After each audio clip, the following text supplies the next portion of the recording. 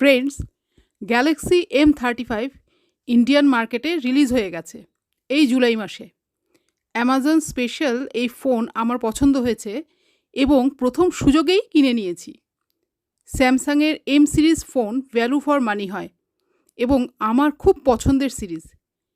এবার Galaxy M35 release হয়েছে জুলাই মাসে। আপনারা জানেন যে অগস্ট মাস থেকে নভেম্বর মাসের মধ্যে ভারতে সবচাইতে বেশি ফোন রিলিজ করা হয়। সেপ্টেম্বর থেকে অক্টোবর মাসে সবচাইতে বেশি অনলাইন স্মার্টফোন বিক্রি হয়। আর ফেস্টিভ সিজনে অর্থাৎ সেপ্টেম্বর মাসের শেষ থেকে শুরু করে পুরো অক্টোবর মাস স্মার্টফোনগুলোর সবচাইতে ভালো অফার পাওয়া যায়। এবার 2024 সালে স্যামসাং গ্যালাক্সি M55 খুব দুঃখজনকভাবে ফ্লপ করেছে। স্ন্যাপড্রাগন প্রসেসর থাকার পরেও বিলো অ্যাভারেজ ক্যামেরা পারফরম্যান্স এবং হিটিং ইস্যু থাকাতে গ্যালাক্সি M55 এবং তার যমজ গ্যালাক্সি F55 পুরোপুরি ফ্লপ করেছে। 25,000 টাকার সেগমেন্টে থাকা M55 এবং F55 সুপার ফ্লপ হওয়াতে স্যামসাংয়ের কপালে দুশ্চিন্তার ভাঁজ। স্ন্যাপড্রাগন 7 Gen 1 ব্যবহার করার পরেও গ্যালাক্সি M55 জনপ্রিয় না হওয়াতে অনেকটা বাধ্য হয়ে এবং নিজের ক্ষেতের ফসল এক্সাইনস 1380 দিয়েই স্যামসাং তার গ্যালাক্সি M35 রিলিজ করল।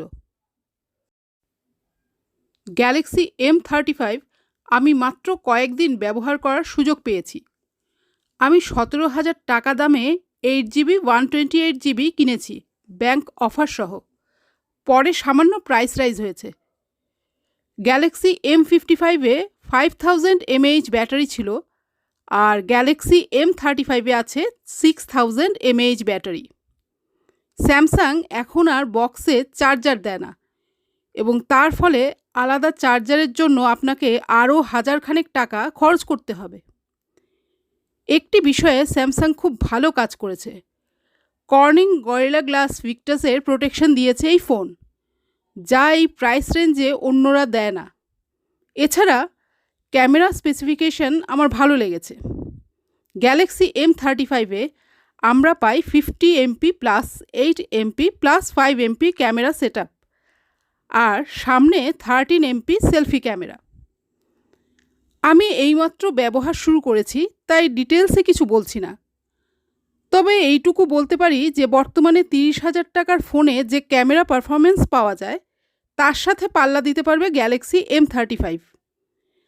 আমি গ্যালাক্সি M55 ব্যবহার করেছি এবং বলতে পারি যে M35 বেটার ফটোগ্রাফ ক্যাপচার করে।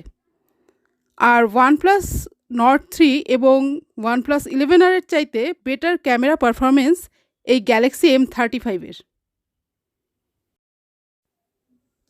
বুঝতে পারছি যে আপনারা অবাক হচ্ছেন আমার কথা শুনে। আসলে OnePlus 11R আমি 1.5 বছর ধরে ব্যবহার করেছি আর কনফিডেন্টলি বলবো ভালো ভিডিও রেকর্ড করলেও ফটোর ব্যাপারে OnePlus 11R যথেষ্ট পিছিয়ে পড়বে গ্যালাক্সি M35-এর তুলনায়। অ্যাকচুয়ালি OnePlus 11R-এ আছে 50 প্লাস 8 প্লাস 2 ক্যামেরা সেটআপ আর ওই 2 MP ম্যাক্রো ক্যামেরা কোনোভাবেই স্যামসাংয়ের 5 MP সেন্সরের সঙ্গে পাল্লা দিতে পারে না। একথা সত্য যে অন্য আরও অনেক ব্যাপারেই গ্যালাক্সি M35 অনেক পিছিয়ে আছে OnePlus 11R থেকে, কিন্তু ক্যামেরার মতো গুরুত্বপূর্ণ ব্যাপারে এগিয়ে থাকা কম কথা নয়। তবে ফ্রন্ট ক্যামেরা নিয়ে আমার বক্তব্য আছে। গ্যালাক্সি M35-এর সেলফি ক্যামেরা 32 MP হলে ভালো হতো। এখানে দেয়া 13 MP সেলফি ক্যামেরা আমার ভালো লাগেনি। আমি অবশ্যই ডিটেল ক্যামেরা রিভিউ আনব, তবে তার আগে এটাও বলে রাখি যে গ্যালাক্সি M35-এ NFC ফেসিলিটি আছে। NFC অর্থাৎ near field communication, digital payment করতে খুব কাজে লাগে। এই প্রাইস রেঞ্জের অনেক ফোনেই NFC থাকে না। আপনারা লক্ষ্য করলেই দেখতে পারবেন যে এই দামে রেডমি, রিয়েলমি এবং iQOO-র অনেক ফোনেই NFC নেই। এই দামে 6000 mAh ব্যাটারিও খুব কম পাওয়া যায়। আপনাদের অনেকেই এই প্রাইস রেঞ্জে নাথিংয়ের CMF ফোন নিয়ে চিন্তাভাবনা করছেন। সিএমএফ ফোনের ক্যামেরা স্পেসিফিকেশন আমার ভালো লাগেনি। আর গ্যালাক্সি M35-এর সঙ্গে তুলনা করলে দেখা যাবে নাথিংয়ের সিএমএফ ক্যামেরা অনেক দুর্বল গ্যালাক্সি M35-এর তুলনায়। নাথিংয়ের সিএমএফ তার ফ্রন্ট ক্যামেরা দিয়ে শুধু 1080 পিক্সেল অ্যাট 30 FPS রেকর্ড করতে পারে, সেখানে গ্যালাক্সি M35 তার ফ্রন্ট ক্যামেরা দিয়ে 4K ভিডিও রেকর্ড করতে পারে। সিএমএফ ফোনের ব্যাটারিও কম শক্তিশালী, 5000 mAh। যাই হোক, নাথিংয়ের সিএমএফ ফোন নিয়ে আরও একদিন কথা বলবো।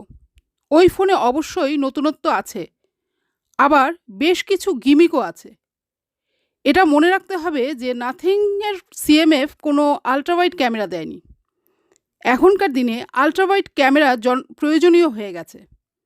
তবে একটা ব্যাপারে নাথিং সিএমএফ ফোন আর গ্যালাক্সি M35-এর মধ্যে খুব মিল। দুইজনেই তাদের বক্সে কোনো চার্জার অথবা ব্যাক কভার দেয় না। আজকে গ্যালাক্সি M35-এর ফার্স্ট ইমপ্রেশন ভিডিওতে অনেক কথা বললাম। ইনফ্যাক্ট আমার এই নতুন চ্যানেলে এটা আমার প্রথম ভিডিও। আশা করছি আপনাদের ভালো লাগবে এবং আমার দেয়া ইনফরমেশন কাজে লাগবে। আমি মোবাইল ফোনের পাশাপাশি অন্যান্য গ্যাজেটসেও ইন্টারেস্টেড, তবে এই চ্যানেলে আমার ফোকাস থাকবে স্মার্টফোনের ওপর। খুব তাড়াতাড়ি আবার দেখা হবে। ভালো লাগলে লাইক, শেয়ার এবং সাবস্ক্রাইব অবশ্যই করবেন। অনেক ধন্যবাদ।